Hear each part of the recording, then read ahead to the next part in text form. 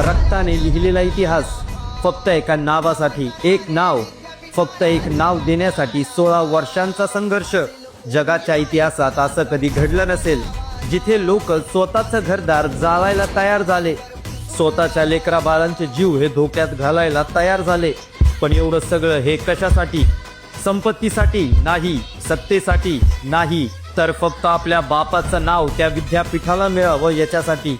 Doctor Babasaheb Ambedkar, ज्यांनी मराठवाड्याच्या मातीत ज्ञानाचं बी पेरलं, ज्यांनी तिथे शिक्षणाचं मंदिर उभा केलं, त्याच मातीत त्यांच्या नावासाठी त्यांच्या लेकरांना रक्ताचे पाठ व्हावे लागले.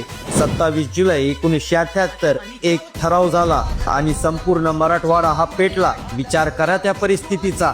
घरावर निखारे टाकले जात होते, आया बहिणींची आबरू ही धोक्यात होती, पण तरीही हा समाज मागे हटला नाही.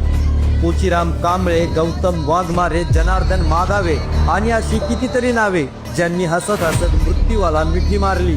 काही लोकांचे हात हे तोडले गेले आणि काही लोकांचे पाय हे तोडले गेले, पण शेवटच्या श्वासापर्यंत त्यांच्या मुखात एकच घोषणा होती, जय भीम. नामांतर हे चालच पाहिजे.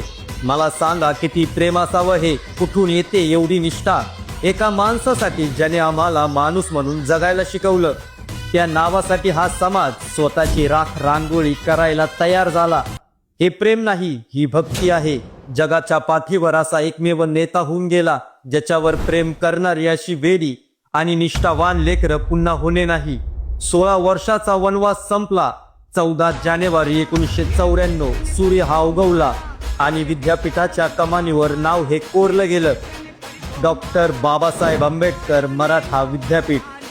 हे नाव फक्त लिहिलं नाही, हे हजारो भीम सैनिकांच्या त्यागाने आणि त्यांच्या रक्ताने लिहिलेलं नाव आहे.